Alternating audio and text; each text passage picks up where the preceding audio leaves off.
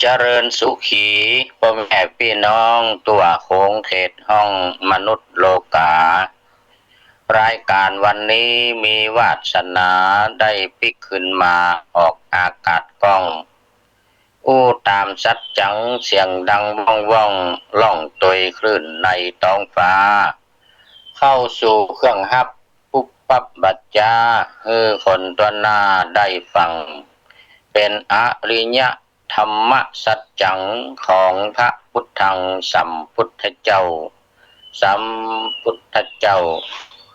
ขอถวายความเคารพพระมหาเถระพระเถรานุเถระเจ้าคณะพระสังฆาธิการทั่วโลกขอเจริญพรท่านผู้ฟังสาธุชนพุทธบริษัททั้งหลายวันนี้รายการเสียงธรรมกำจัดโควิดมาแทนรายการเสียงจากชุมชนสันทรายหลวงซึ่งดำเนินการโดยท่านพระครูสังฆบริหารธรรมนูญเจ้าอาวาสวัดทรายหลวงอำเภอสันทรายจังหวัดเชียงใหม่อาตมาพระครูปริยัติยานุศาสตร์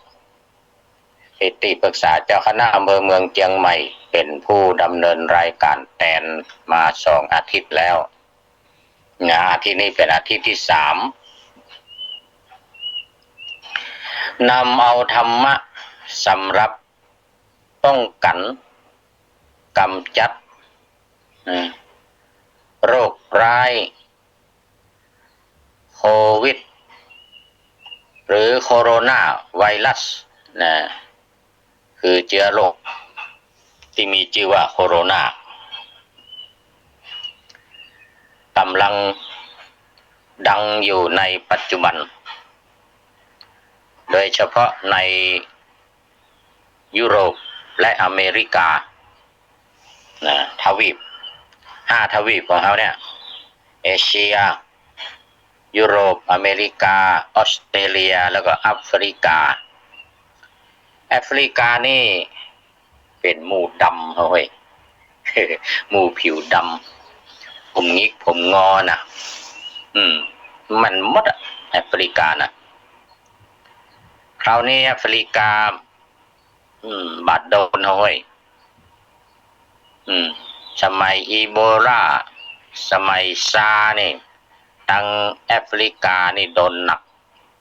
ทวีปยุโรปทวีปเอเชียออสเตรเลียอย่างนี้บอกใครนักต่อใดโดยเฉพาะในเอเชียของเรานี่เป็นกันน้อยปีนกันเดี๋ยวนี้ตั้งฝ่ายแอฟริกาเปิ้นบ่เป็นก็เป็นมันนักนิดๆน้อยๆมันนักทางยุโรปอเมริกาเดี๋ยวอเมริกานำโด่งอยู่ก่อนที่จะเข้าสู่ธรรมะธรรมโมวันนี้ก็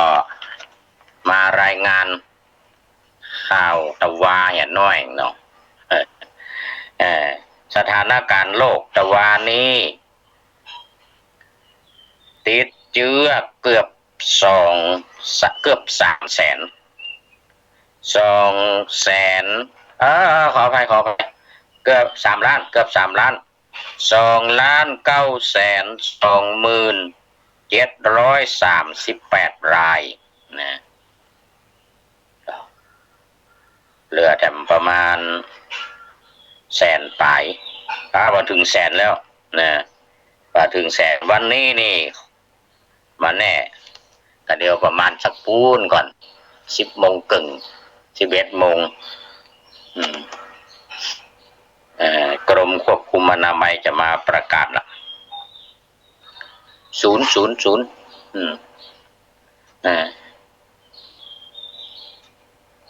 ์โควิดของประเทศไทยเพิ่นแก้ข่าวน้อยว่าที่ว่าศูนย์ในอย่างอื่นๆนะที่กักกันหมายถึงว่าคนเข้ามาแล้วกักกันนะเปลี่ยนชื่อใหม่เดี๋ยวนี้เป็นศูนย์กักคนเข้าเมืองทำไมก่อนหน้าจะว่าศูนย์ ว่าทำสเตทควอรันทีนเนาะศูนย์กักกันของรัฐเนี่ยก็ว่าไปหลายๆอย่างที่ผ่านมานะโฆษกคุณหมอทวีสินเปิ้นประกาศว่านี่ว่าเลิกหมดกรรมต่างๆที่ใจมาก่อนนะต่อไปนี้ใจคำว่าศูนย์กักคนเข้าเมืองนะต่อไปนี้ใจศูนย์กักคนเข้าเมืองเนี่ยเอานะตายไปแล้ว2,03,355อาการหนักเนอะทั่วโลกเดียวนี้ตายไป2,03,355ที่เป็นอาการหนักอยู่ในโรงพยาบาล58,202รายนะ58,202รายอันนี้เหตุการณ์ทั่วโลกซึ่งมีสหรัฐนำโด่งวันเดียวเนี่ยสหรัฐตายเป็นวันเดียว35,858เหรออันนี้เป็นนะติดโลกค้นพบ35,858อันนี้ตายวันเดียวเหมือนกันตายวันเดียววันที่25ที่ผ่านมานี่นะวันนี้มัน27แล้วกันเนี่ยเป็นรายงานตะวันที่26ตายวันเดียว2,080คนที่สหรัฐอเมริกาเป็นอันดับหนึ่งของโลกในปัจจุบันแล้วก็จำนวนที่ติดสะสมของสหรัฐตอนนี้ก็คือเหยียบล้าน960,896 คน960,896 คนอันนี้ติดเชื้อสะสมถ้าเป็นไม่35,858อันนี้ตายไปสหรัฐตายไปแล้ว54,265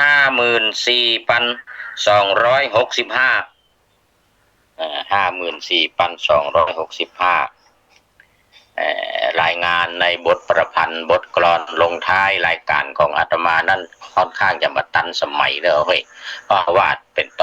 อนมามันยังอยู่ปูเหนือจากวันที่22เนี่ย23อยู่เนี่ยมัน22 23เมื่อวันศุกร์ได้ว่าค้างไว้วันนี้จะได้มาวาดต่อกลอนตลาดกลอนตลาดสถานการณ์เหตุการณ์โควิด62นะเอาคราวนี้มาดูในอันดับ2ก่อนอันดับ2ทั่วโลกอันดับ2ก็คือสเปนนี่ตายบัดจะตายนักโหกันเฮ้ย378คนวันเดียวตาย378คนน้อยกว่าอเมริกานี่มัน20,000แล้วเนาะ20,080แล้วก็ตายสะสมตายไปแล้ว22,902คนสหรัฐ50,000เนาะอันนี้22,902คนสะสมที่เป็นไม่สะสมกันแล้วคือ223,759อันนี้อันดับ2คือสเปนอันดับ3อิตาลีนี่น่าตกใจตายวันเดียวแต่ว่านี่ตายวันเดียว415คนรวมยอดตายไปแล้ว26,384ถ้านับยอดตายนี่อิตาลีเป็นอันดับ2เนี่ยสเปนเป็นอันดับ3สเปนเป็นอันดับ3ฝรั่งเศสอันดับ4อันนี้ยอดสะสมของอิตาลีมาเดียวนี้195,351351เป็นวันเดียว แต่วันซืนวันเดียวอันนี้ขอรายงานระหว่างเนาะแต่วันซืนวันเดียวเนี่ย23,000อ่า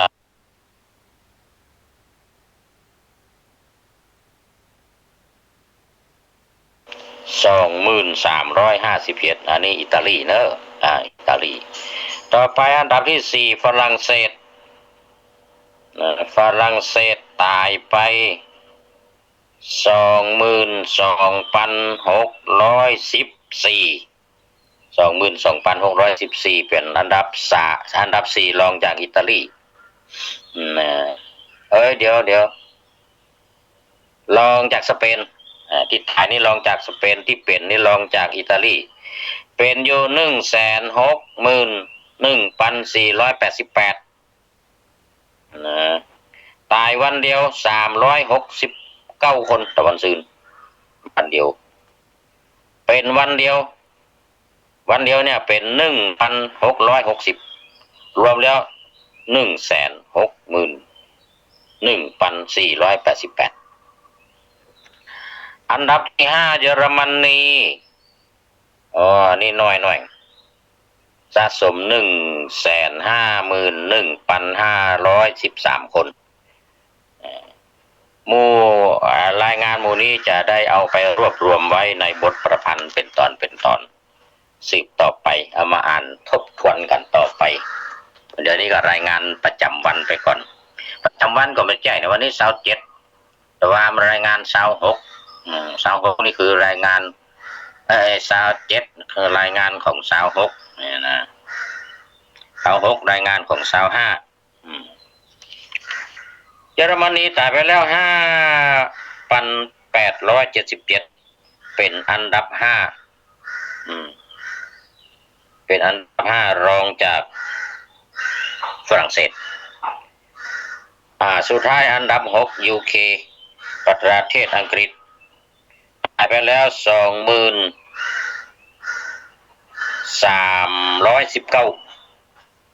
ถ้าพูดถึงยอดตายนี่เป็นอันดับ3เนอะ UK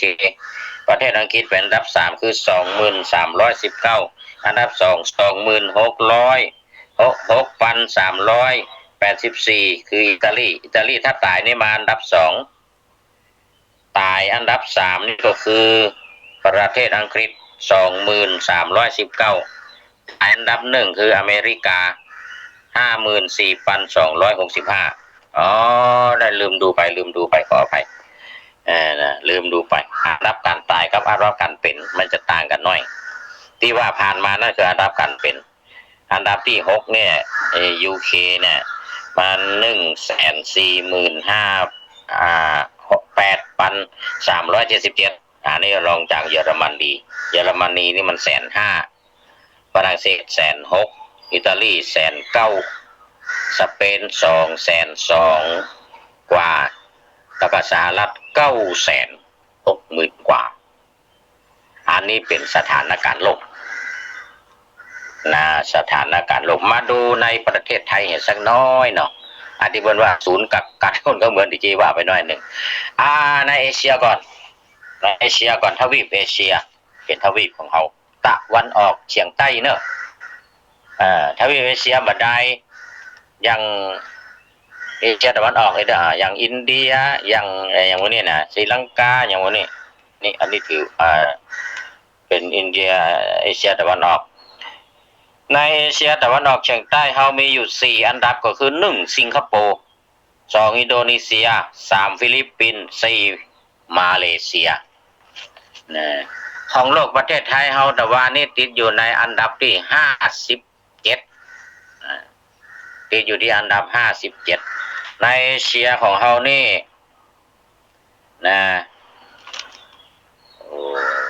เขียนไว้เหมือนกันแต่ว่ามันไปไว้ในหัวเฮ้ย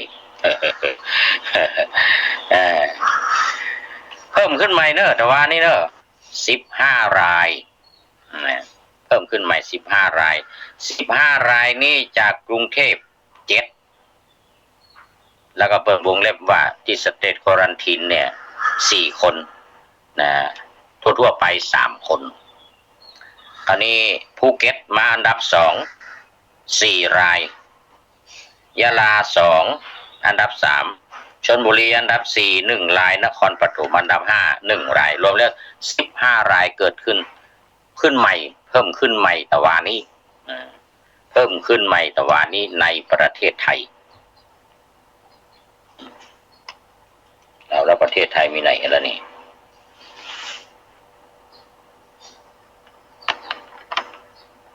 สถิติรวมเนี่ยเป็นยังแบบพี่ก่อนเวลาผ่านไปนักแล้วเวลาผ่านไปนักแล้วเนี่ยรายงานหอมปากหอมปากหอมคอเล็กๆน้อยๆประจำวันมูนี่นี่จะได้ไปทบทวนว่าทำกรรมในบทกลอนตอนสุดท้ายของรายการนะบทกลอนตอนสุดท้ายของรายการถ้าจะดูบทกลอนรวมนี่ก็ไปดูในเฟซของที่นี่ล้านนา .com เนี่ยที่นี่ล้านนา .com ID ไลน์ก็แอดที่นี่ล้านนาเนี่ยไปเปิด ID ไลน์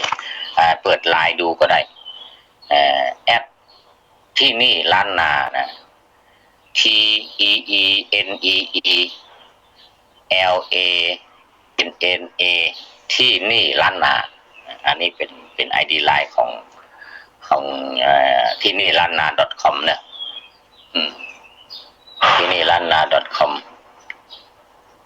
คุณมงคลหรือว่าเดอะจิกุงนี่นะเพิ่นก็เอื้อเฟื้อลงไปในที่นี่ล้านนา .com เรียกว่าวรรณกรรมคำกลอนร่วมสมัย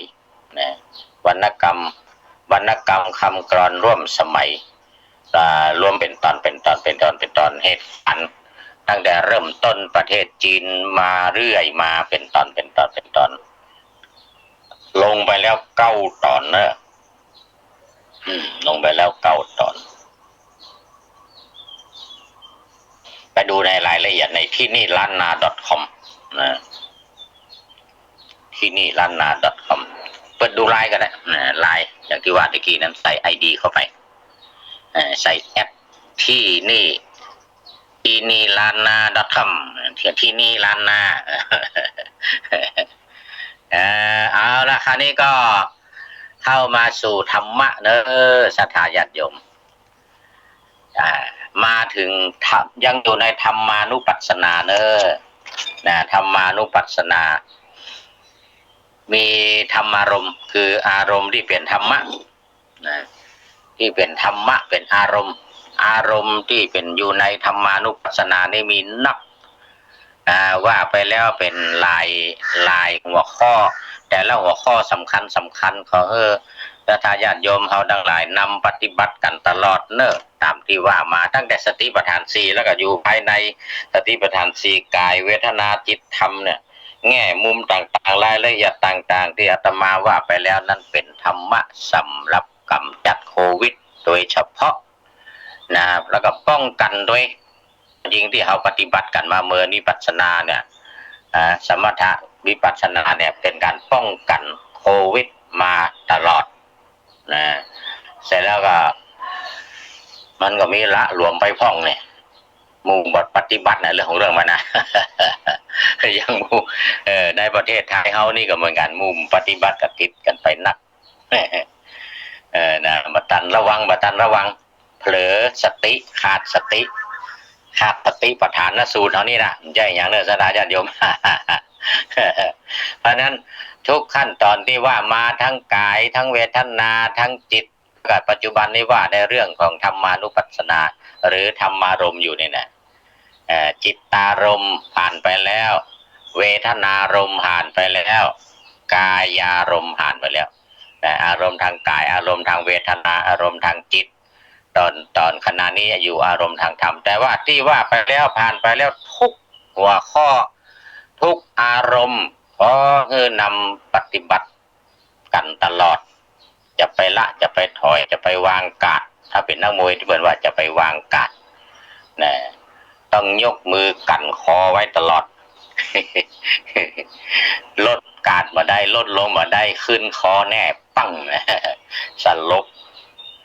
ยาวเหยียดรับสนิทสิทธิ์ยาวเหยียดนะ รือมาก็รับสนิทสิทธิ์หามลงอย่างเงี้ยนะเป็นนักมวยเนอะนักมวยนะบางทีเขาก็ว่ายาวเหยียดเกียรติบรรจงนี่นะเพราะอย่างมันลดการมาได้นี่มันลดการมาได้เดี๋ยวนี้เมืองไทยเราถึงแม้ว่าเหตุการณ์เราจะอยู่ในสองหลักก่อนจะหมด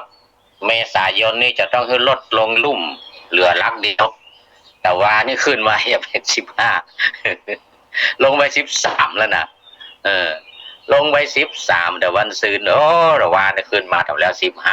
15ได้อย่างไรก็ตามก่อนจะหมดเมษายนนี้คุณหมอโฆษกคุณหมอทวีสินเนาะ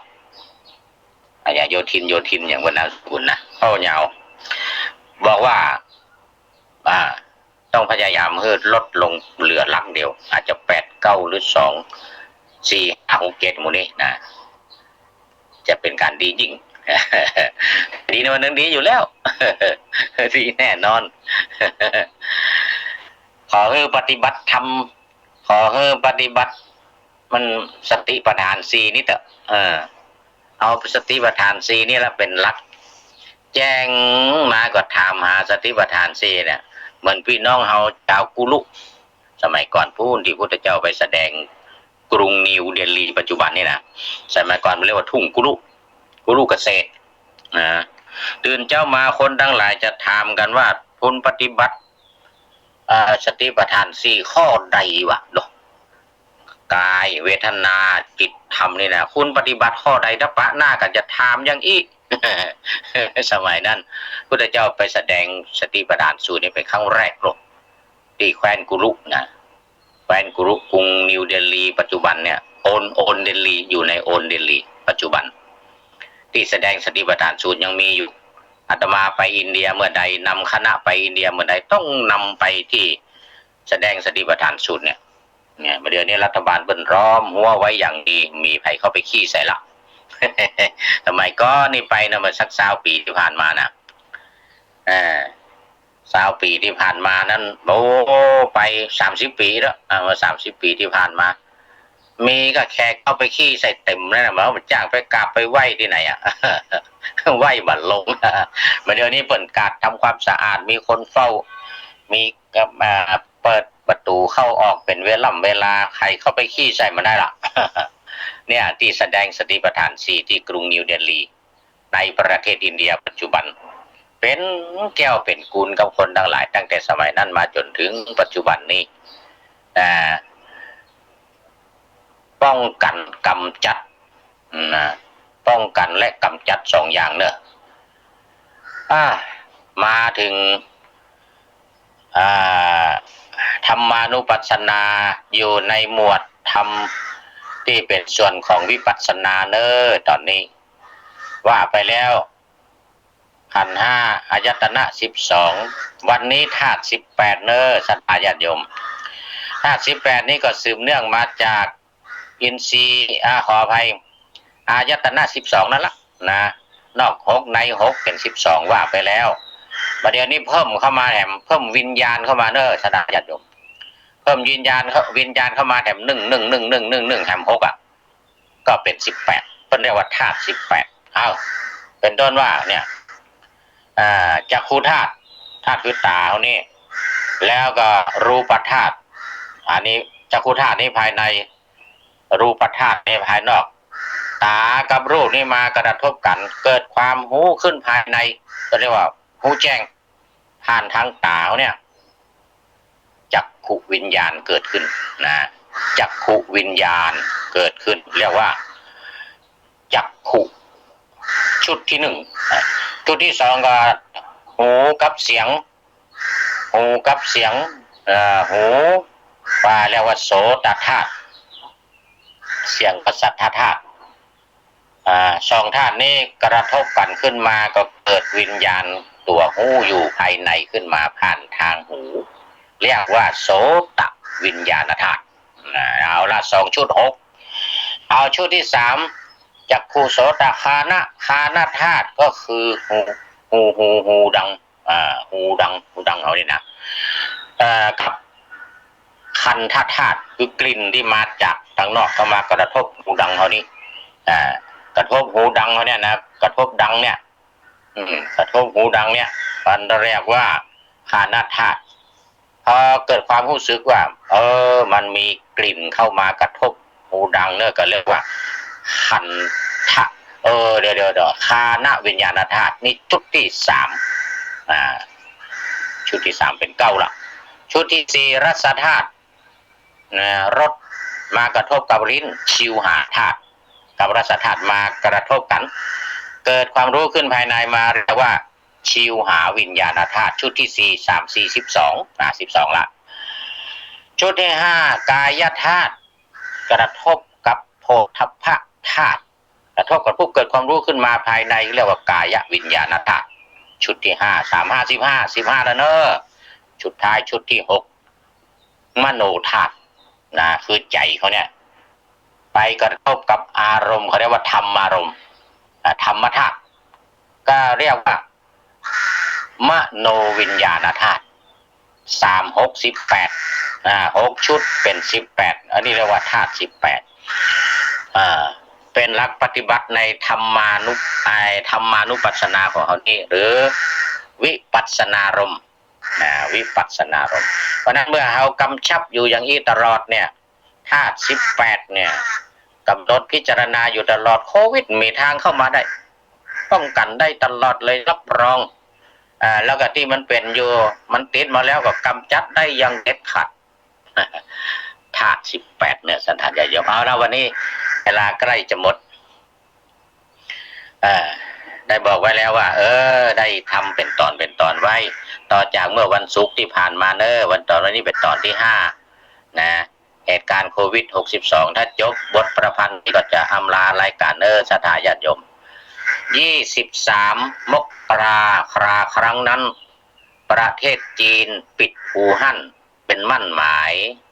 ไม่ให้คนในนอกเข้าออกกรายกันโรคร้ายกระจายฟุ้งมุ่งสู่กัน23 มกราฝ่ายอาณาไมโลกเริ่มกวดขันประชุมเขี้ยวเกี่ยวกับเรื่องเมืองอู่ฮั่น30 มกราคมระดมพลันประกาศเหตุฉุกเฉินกั้นโคโรนาเหตุฉุกเฉินนี่ก็คือภาวะฉุกเฉิน31 มกราพบว่าตายนับเป็นรายแรกในเมืองไทยหนาเป็นคนไทยกลับจากต่างประเทศมาโควิดล่ากินปอดมอดชีวันที่3 กุมภาพันธ์เตรียมกันมากป้องกันจากต่างประเทศตามเขตกั้นคนเข้าออกอยู่พักต้องกักกันในที่อันรัฐจัดไว้ให้อย่างดีเรียกสเตทควอรันทีนถิ่นกักกัน14 วันอยู่ภายในไม่ให้หนีวัดไข้หาดูอาการ2 วันทีท้วน14 วันเดียวยอดรอดพ้นภัยขอเจริญพร